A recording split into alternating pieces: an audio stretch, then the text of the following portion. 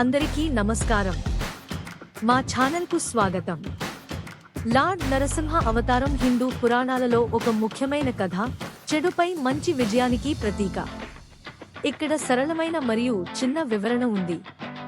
హిరణ్యకశిపుడు అనే రాక్షస రాజు బ్రహ్మదేవుడి నుండి ఒక వరం పొందాడు. అతన్ని మనిషి లేదా మృగం, ఇంటి లోపల లేదా ఆరుబయట, పగలు లేదా రాత్రి, ఏ ఆయుధం ద్వారా లేదా భూమిపై చంపలేము అనే షరతుతో అతనిని వాస్తవంగా నాశనం చేయలేడు. ఆకాశంలో అతని కుమారుడు ప్రహ్లాదుడు విష్ణువు యొక్క భక్తుడు. ఇది హిరణ్యకశిపుకి కోపం తెప్పించింది, ఎందుకంటే ప్రతి ఒక్కరూ తనను పూజించాలని కోరుకున్నాడు. విష్ణుభక్తి కారణంగా ప్రహ్లాదుడిని చంపడానికి అనేక ప్రయత్నాలు చేసినప్పటికీ ప్రహ్లాదుడు వారందరినీ బ్రతికించాడు. చివరగా ప్రహ్లాదుని అచంచలమైన భక్తికి ప్రతిస్పందనగా శ్రీ మహావిష్ణువు సంధ్యా సమయంలో, ఇది పగలు లేదా రాత్రి కాదు, ప్రాంగణంలో నరసింహ రూపాన్ని ధరించాడు మరియు హిరణ్యకశిపుని అతని ఒడిలో, ఆకాశంలో లేదా భూమిపై ఉంచి చంపడానికి తన సింహం గోళ్లను ఆయుధం కాదు ఉపయోగించాడు.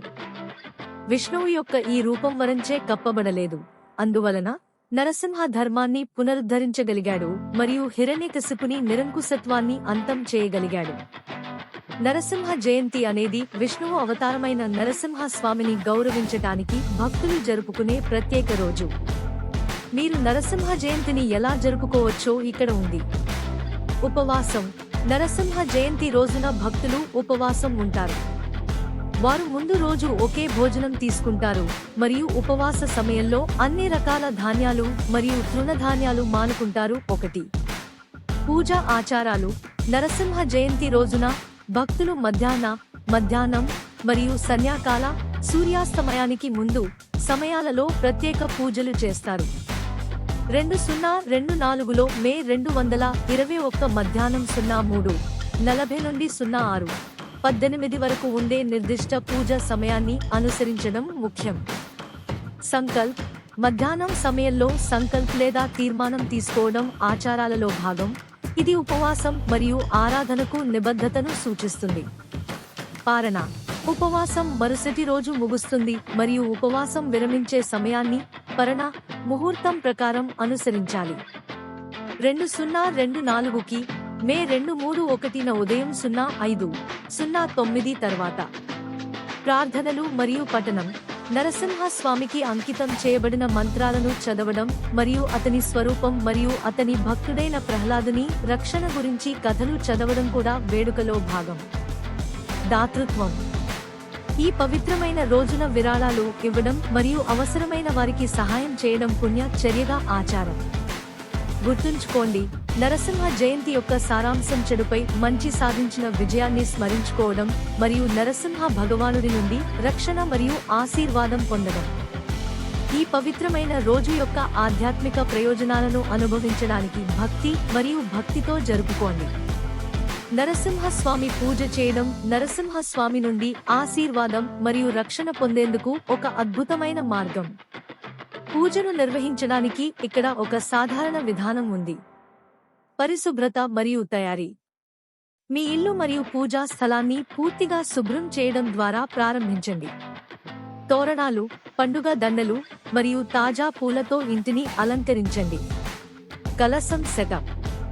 కలశం సిద్ధం చేసి అందులో నీళ్లు పోసి పైన కొబ్బరికాయను ఉంచాలి.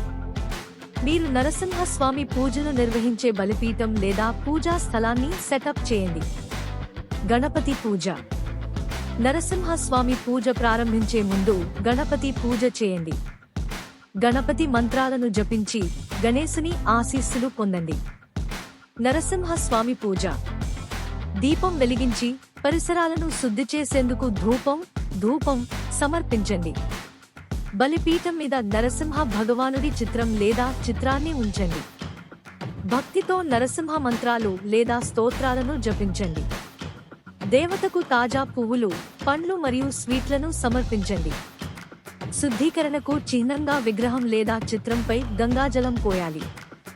మీరు నరసింహ భగవానుడి 108 నామాలను పఠించడం ద్వారా కూడా అర్చన చేయవచ్చు. పూజ ముగించు. మీ హృదయపూర్వక ప్రార్థనలను తెలియజేయండి మరియు నరసింహ భగవానుడి ఆశీస్సులు పొందండి. కుటుంబ సభ్యులకు మరియు అతిథులకు ప్రసాదాన్ని, మిఠాయిలు సమర్పించండి, పంపిణీ చేయండి. పూజను చిత్తశుద్ధితో, విశ్వాసంతో, భక్తితో నిర్వహించాలని గుర్తుంచుకోండి. భక్తులను దుష్ట శక్తుల నుండి రక్షించి వారి కోరికలను తీర్చడంలో నరసింహుడు ప్రసిద్ధి చెందాడు. మీ నరసింహస్వామి పూజ శాంతి, శ్రేయస్సు మరియు ఆధ్యాత్మిక నెరవేర్పును కలిగిస్తుంది. ప్రసాదం, పవిత్రమైన ఆహార నైవేద్యం హిందూ ఆరాధనలో ముఖ్యమైన పాత్రను పోషిస్తుంది మరియు దానిని నరసింహ భగవానుడికి సమర్పించడం భక్తిని వ్యక్తీకరించడానికి మరియు ఆశీర్వాదాలను కోరుకునే మార్గం. నరసింహస్వామికి సంబంధించిన కొన్ని సాధారణ ప్రసాదాలు ఇక్కడ ఉన్నాయి. పులిహోర, చింతపండు అన్నం. పులిహోర, చింతపండు అన్నం అని కూడా పిలుస్తారు. ఇది నరసింహస్వామికి అందించే ప్రసిద్ధ ప్రసాదం. ఇది అతనికి ఇష్టమైన వంటలలో ఒకటి అని నమ్ముతారు. చింతపండు గుజ్జు, సుగంధ ద్రవ్యాలు మరియు బియ్యంతో ఉప్పగా మరియు రుచిగా ఉండే అన్నం తయారు చేస్తారు. ఇది జీవితంలో రుచులు మరియు భావోద్వేగాల సమతుల్యతను సూచిస్తుంది. దధ్యోదానం, పెరుగు అన్నం. దధ్యోదనం లేదా పెరుగు అన్నం నరసింహస్వామికి అందించే మరొక సాంప్రదాయ ప్రసాదం. ఇది పెరుగుతో కలిపి వండిన అన్నం, ఆవాలు, కరివేపాకు మరియు ఇతర మసాలాలతో కలిపి ఉంటుంది. పెరుగు అన్నం సరళత మరియు స్వచ్ఛతను సూచిస్తుంది. లడ్డు, తీపి బంతి ఆకారపు డెజర్ట్, సాధారణంగా ఆరాధన సమయంలో దేవతలకు అందిస్తారు. మీరు నరసింహస్వామికి సమర్పించడానికి పిండి, పంచదార మరియు నెయ్యి వంటి పదార్థాలతో తయారు చేసిన లడ్డూలను తయారు చేయవచ్చు లేదా కొనుగోలు చేయవచ్చు. వడ, ఒక రుచికరమైన వేయించిన చిరుతిండి, ప్రసాదం కూడా సరైనది. ఉరద్ పప్పు, నల్ల పప్పు నుండి తయారైన కరకరలాడే వడలను తయారు చేసి వాటిని దేవుడికి సమర్పించండి. మీకు ఈ వీడియో నచ్చితే షేర్ చేయండి మరియు మా ఛానల్ని సబ్స్క్రైబ్ చేయండి. వీక్షించినందుకు ధన్యవాదాలు.